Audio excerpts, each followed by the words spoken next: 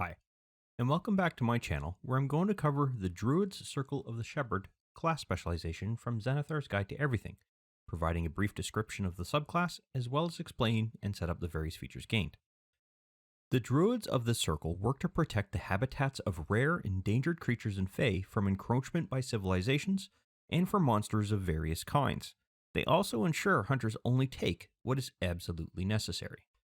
They believe all animals are sacred and will call on them for aid when required. They will generally also prefer to be as far away from cities and heavily populated areas as possible. However, it is not uncommon to see these druids with adventuring parties, as they will join those parties to help learn how to better defend the wilderness areas, or will use those parties to help them seek knowledge that will in turn help them protect the animals and the wilderness. Now, a druid chooses their circle at level 2, giving the player some time to decide what circle they want to take before they commit to it. But I've provided a link to the video where I create a druidic character for you so that you can get a handle on the basics of the druid character itself. So with that, let's go ahead and apply our druidic level here so that we increase it to 2 and trigger the selection of the class specialization. And today I want Circle of the Shepherd. Now, one of the first features your character is going to gain is called Speech of the Woods, and it gives your character the ability to understand the Sylvan language as well as to communicate to any creature who is of beast creature type, as your character has learned enough about them to know how to convey a concept to them. In return, your character will be able to understand the basics of what a beast is trying to communicate back to you, though it won't be something that's overly complicated, just some very basic ideas as to what happened to it recently, or what it has observed. However, this is something that is always going to be active as an ability, and the only thing you will need to do is ensure that the Sylvan language is in your Abilities tab. So if you select Abilities, and scroll down to the bottom, you will find your languages, and you'll want to ensure that Sylvan is there. If it isn't, you'll want to make sure you add it. To do that, all you have to do is select one of these fields here and simply hit enter to create a new line and type in the language as appropriate. If, however, you unintentionally added a line, even though I intentionally added mine, you can just simply click this to enable editing and then delete the extra line if you no longer need it. Also at level 2, your character will gain a new feature called Spirit Totem, which allows your character to summon a spirit animal to a location your character can see within 60 feet of their current location, and as long as that location is currently unoccupied. The spirit will appear as a spectral version of the animal that you had selected, but will otherwise be considered untouchable, except for your ability to move it around if needed. It will remain for a period of 1 minute or 60 seconds, or until your character has become incapacitated or has died. There are a few options your character has, and they can summon a bear, a hawk, or a unicorn spirit, and each has their own effects and will affect any ally who is within the sphere of the aura, if you will, which will extend in a 30-foot radius from that spirit animal. So what does each spirit animal give you the ability to do? Well, let's have a look. The bear spirit is able to grant everyone who is within 30 feet of it a few bonuses. The first bonus is the means to grant temporary hit points equal to 5 plus your druidic level, while the second bonus is the means to grant advantage on strength-based checks and saving throws. The hawk, on the other hand, will grant your character the means to use a reaction to give someone advantage to their attack roll, in addition to granting everyone advantage to perception checks while within the aura.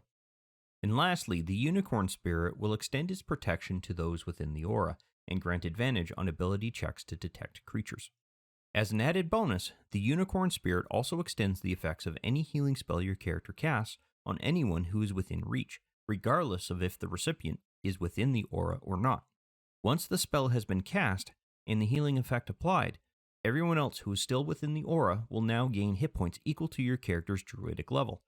And if the target that you initially healed is still within range of the aura, you could also choose to apply that additional healing to them.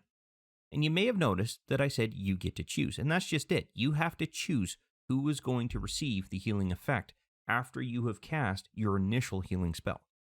So all of these abilities are things that you're going to want to take advantage of within your Actions tab. So let's ensure that this is added to our Abilities tab here, or Actions tab, and let's throw it into the Circle of the Shepherd group.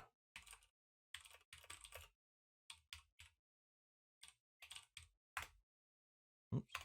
There we go.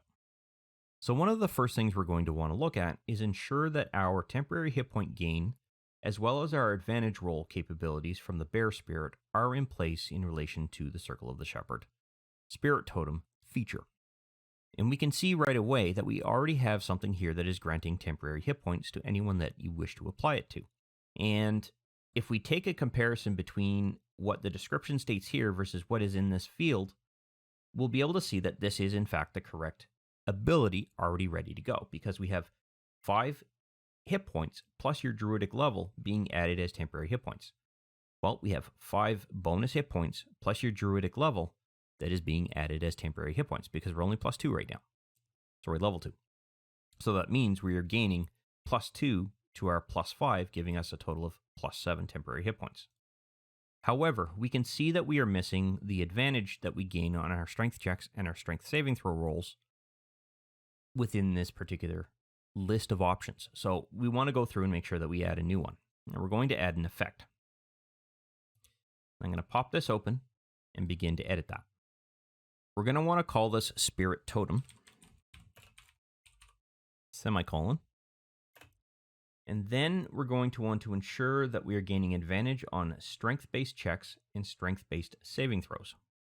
And we do this by ensuring that we add in these effects. So ADV CHK tells Fantasy Grounds that we're giving somebody advantage on their check capabilities, and we're restricting it to anything that is strength-based. That means that if anyone rolls anything here that happens to have a strength requirement or strength stat, it will give them an advantage roll on that.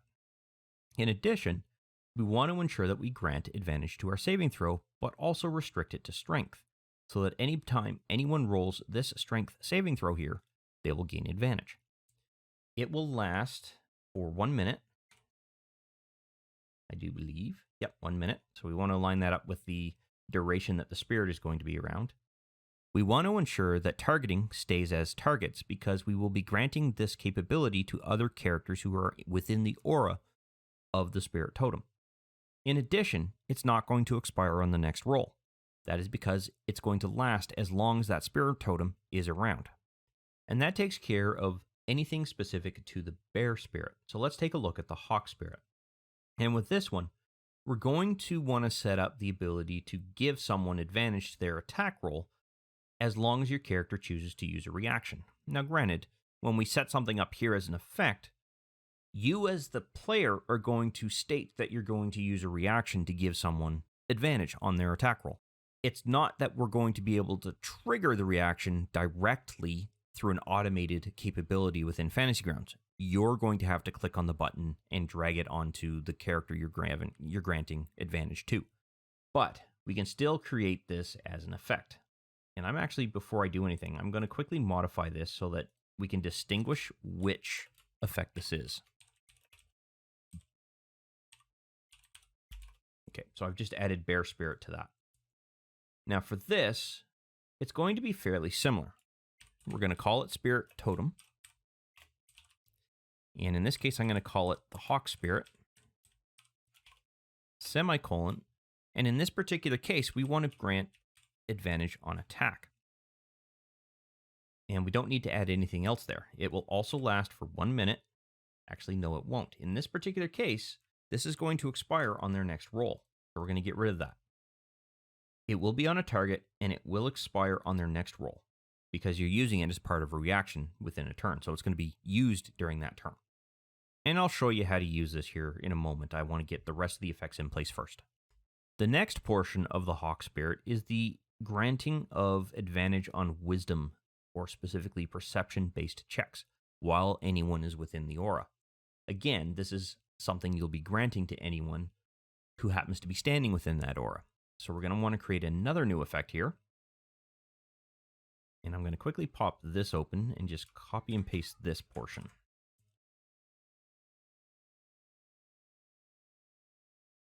All right, so for this one, we want to be able to grant advantage on checks again, but in this case, we're going to use perception. And you'll notice that I specified a very specific skill in this particular case rather than the stat that's associated with that skill. And that's because we're being told it's restricted to the perception skill here. This, however, will last for the 1 minute, and it's going to be on targets because you're going to be granting it to anyone who's in there, in the aura that is, and it won't expire on their next roll. So we want to keep that as it is. So now let's take a look at the Unicorn Spirit, which in this particular case is granting its protection to anyone nearby and giving them advantage on all ability checks made to detect creatures. Well, this one could be a little interesting. If you're unsure what capabilities this will apply to, the easiest place to go is to the player's handbook. So if you go to the library, pop open the player's handbook, go to reference manual, and then you search for checks. Forgot I had that in my clipboard. What we're going to be looking for is details about each of the individual checks themselves, specifically the actual stats, and then what individual skills will apply to those particular stats. So in this particular case, I know for a fact that wisdom is going to be what we're going to want to focus on, because it's a subtle way that they're telling us that perception is really where this should be applied. And that is because with perception, you are using it to check for things, whether you spot, hear, or otherwise detect the presence of something. That tells me right there that they are limiting this to any check specific to the perception capability. So, for any check made while those particular checks are made within the aura, again, we already have that. So we don't really need to adjust this. So there's no need to add an additional wisdom or perception capability, if you will, or effect, because it's already taken care of when it comes to this. But if you really want to indicate that you want to set this up because of the Unicorn Spirit, you could change this to Unicorn Spirit before you apply it to somebody. Or you could create a copy of this particular ability and just say Unicorn Spirit, or you could simply say Spirit Totem and get rid of the Hawk Spirit because it could theoretically apply to both of these. In addition to that, there's nothing that we really need to set up when it comes to the ability of casting additional hit points to a particular character whenever your character casts a spell that's specific to healing. We already have that here. This is what this 2 is. And if you look here, it's set up to use your Druid level. That means that this effect is already in place and we don't have to go through and set it up. So let's go through and show how all of this is actually used. So I've set up a quick scenario inside of our combat tracker. And let's say that our lovely Druid here, just let me set the token on that character, is set to go. You cast, or you've chosen to cast, Spirit Totem, or make use of the Spirit Totem feature. So you go ahead and you click this to indicate that you're using it. Now you have to go through and determine what you're going to do. Are you setting out a bear spirit, a hawk spirit, or a unicorn spirit? That is entirely up to you, and you get to choose each and every time you cast this feature or make use of this feature. But let's say that I decided to go with the bear spirit.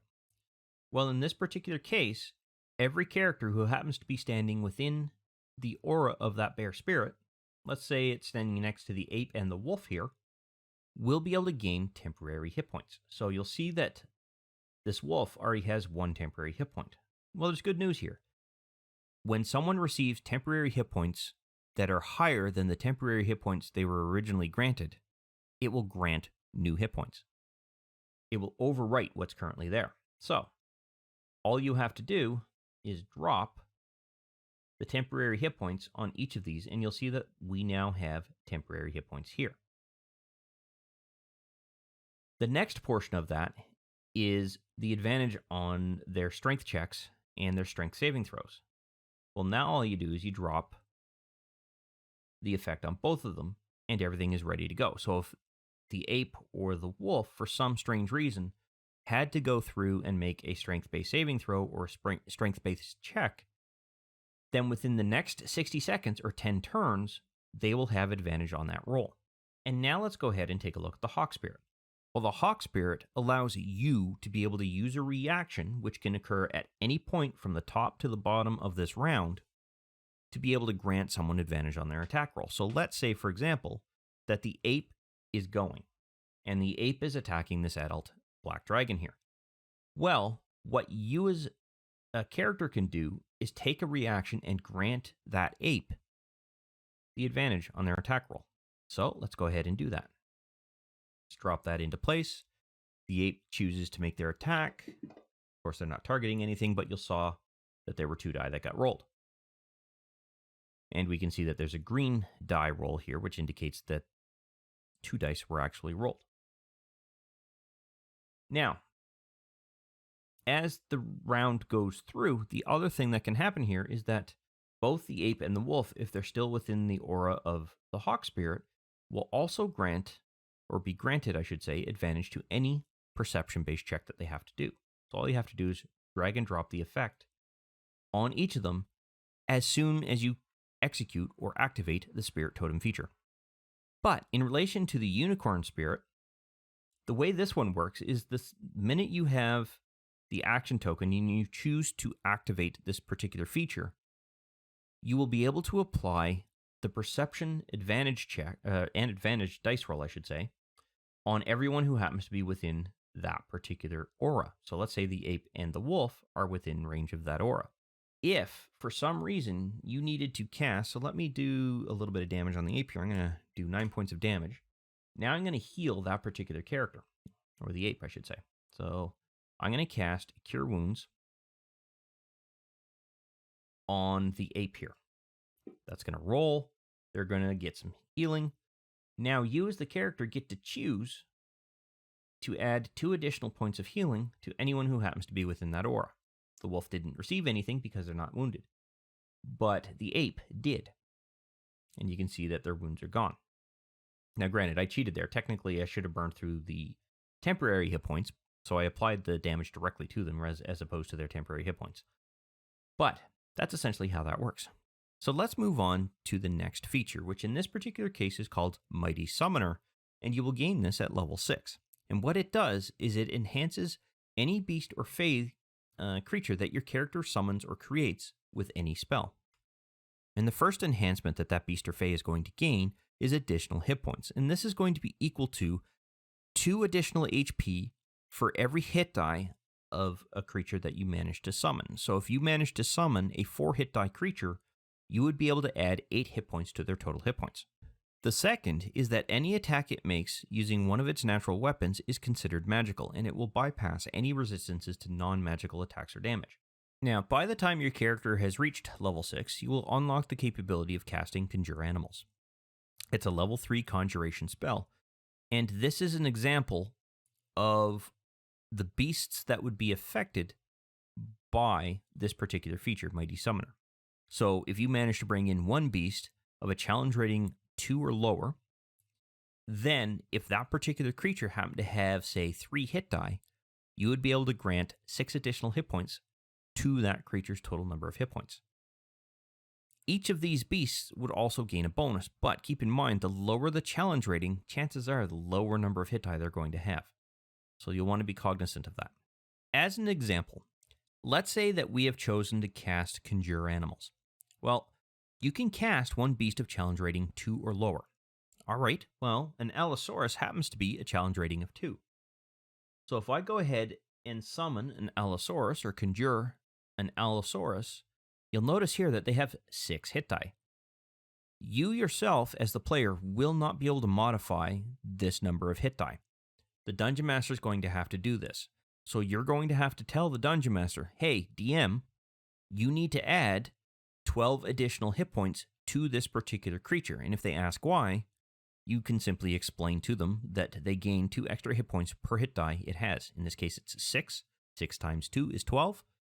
So that will make it 63 hit points. Now, the other advantage that this particular character is going to have, or creature is going to have, is that they have a bite and a claw attack. Either one of these would now be classified as magical, meaning that the damage that they do would not be classified as piercing. Sorry, it would be classified as piercing, but in addition to that, it would also be classified as magical. So in this case, piercing, in this case, slashing, but both would bypass any resistances that the target happened to have against either piercing or slashing damage.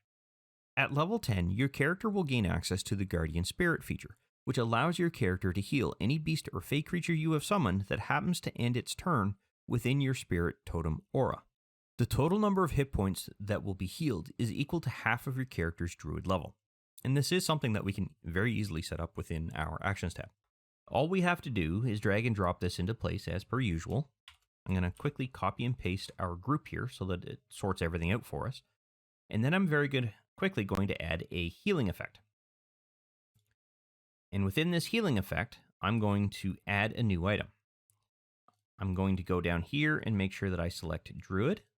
And you'll see that we are level 10, so we are going to have initially 10 hit points here that we could heal, but we're going to modify the multiplier and put in 0.5. And the minute we do that, it reduces it down to what it should be. So now, as our character levels up, this will automatically calculate what your capabilities of healing will be for this and adjust it for us. So then all you have to do in a combat scenario, let's say that this ape happens to be a creature that you summoned, you would just simply drag and drop the healing capability right onto that particular character or creature. Now, the last feature your character is going to gain is called Faithful Summons, and it happens at level 14. It will grant your character the means to summon up to 4 challenge rating 2 creatures within 20 feet of where your character is currently standing or has fallen if your character is reduced to 0 hit points or is incapacitated in some other way. The creatures will protect your character for up to 1 hour and will attack any foes that happen to remain in the area. However, if your character is reduced to 0 hit points and is in the process of making death saves because of that, these beasts will not be able to intervene on your character's behalf to stabilize that character. That is still going to have to happen either through the death save itself or through an active party member. However, the creatures will still behave in all other respects as per the Conjure Animal spell, and once used, your character is going to need to complete a long rest before they can use this ability again. For convenience, the feature has the Conjure Animal spells down here at the bottom for us, but we're still going to want to add this feature to our Actions tab because we need to track its number of uses. Oops. Put that into the same group. And then I'm going to modify this to be set up for, once daily on Faithful Summons.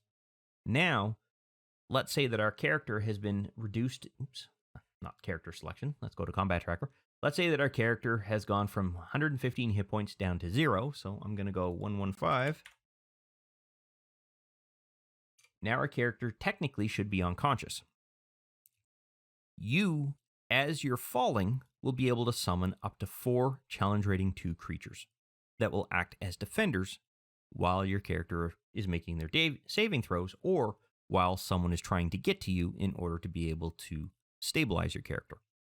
Once spawned, they will be added to the combat tracker and then will be controlled pretty much by the DM. You can't control these creatures as a player, only the DM can really do that.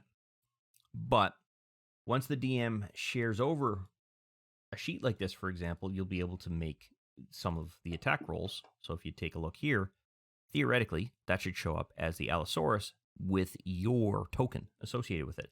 That means that it is one of the characters that you have summoned, or one of the creatures that your character has summoned. So theoretically, you could still make use of it once their turn rolls around. But in addition to your character making death saves, you would also be acting on behalf of them through this particular method. Any adjustments that are made to these creatures, however, would be done by the DM. But once the feature has been used and your character is once again up and wandering about, technically you would click that as your character fell so that it would disappear from your ability to use again until your character took a long rest. And that really brings us to the end of this particular subclass. The Circle of the Shepherd seems to be the kind of druid that works more closely with beasts than any other class, and as a result gains a closer affinity to them because of that. I have not seen this subclass played, so I have not really formed an opinion on it, if you will, but I will state it could be rather interesting to see played, and I'm kind of curious, I might do it myself. However, this does bring us to the end of this video. I hope you found it useful and informative, and I look forward to seeing you in the next one. I wish to thank you for taking the time to watch this particular video. I hope you found it informative and useful to familiarizing yourself with Fantasy Grounds in general, and that you had fun in the process. If you found the video useful and you liked the content of the particular video, go ahead and click that like button to let me know. And if you have any questions specific to the topic covered by this particular video, or just have some comments in general, please feel free to post something in the comments section, and I will do my best to respond to any questions that are asked. Additionally, I do release content quite regularly, and it's generally specific to Fantasy Grounds or 5th edition Dungeons & Dragons at this time. So if you'd like to be notified when new videos come out, go ahead and subscribe and click the notification bell to ensure that notification is sent to you when I release a new video.